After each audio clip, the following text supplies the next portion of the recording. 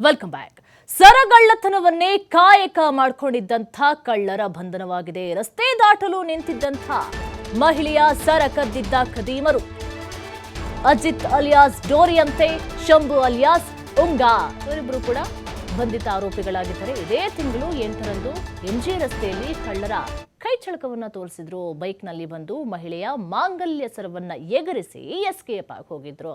ಈ ಹಿನ್ನೆಲೆ ಪ್ರಕರಣವನ್ನ ದಾಖಲು ಮಾಡಿಕೊಂಡಿದ್ದಂಥ ಹಲಸೂರು ಠಾಣೆ ಪೊಲೀಸರು ಸಿಸಿಟಿವಿಯಲ್ಲಿ ಕಳ್ಳರ ಕ್ರ ಮತ್ತು ಸರಿಯಾಗಿತ್ತು ಅದನ್ನ ಆಧರಿಸಿ ಕಾರ್ಯಾಚರಣೆಯನ್ನು ನಡೆಸಿ ಇಬ್ಬರನ್ನ ಲಾಕ್ ಮಾಡಿದ್ದಾರೆ. ಖಾಕಿ ಬಂಧಿತರಿಂದ ಒಟ್ಟಾರೆಯಾಗಿ 6 ಲಕ್ಷ ಮೌಲ್ಯದ 43 ಗ್ರಾಂ ತೂಕದ ಮಾಂಗಲ್ಯ ಸರ ವಶಕ್ಕೆ ಪಡ್ಕೊಂಡಿದ್ದಾರೆ. ಹೆಂಗೋ ಬಂಗಾರದ ರೇಟ್ ಜಾಸ್ತಿ ಆಗ್ತಾ ಇದೆ, ಬೆಳ್ಳಿಯನ್ನು ಕೊಳ್ಳಕ್ಕಾಗಲ್ಲ, ಬಂಗಾರವನ್ನು ಕೊಳ್ಳಕ್ಕಾಗಲ್ಲ, ಇದೇ ಒಂದು ಕಾಯಕ ಮಾಡ್ಕೊಬಿಡೋಣ, ಇದೇ ಒಂದು ಹವ್ಯಾಸ ಮಾಡ್ಕೊಬಿಡೋಣ ಅಂತ ಹೇಳಿ ನಾವೇ ಹೇಳಿದ್ವಲ್ಲ, ಅದೇ ಒಂದು ಕಾಯಕ ಮಾಡ್ಕೊಂಡಿದ್ರಂತೆ.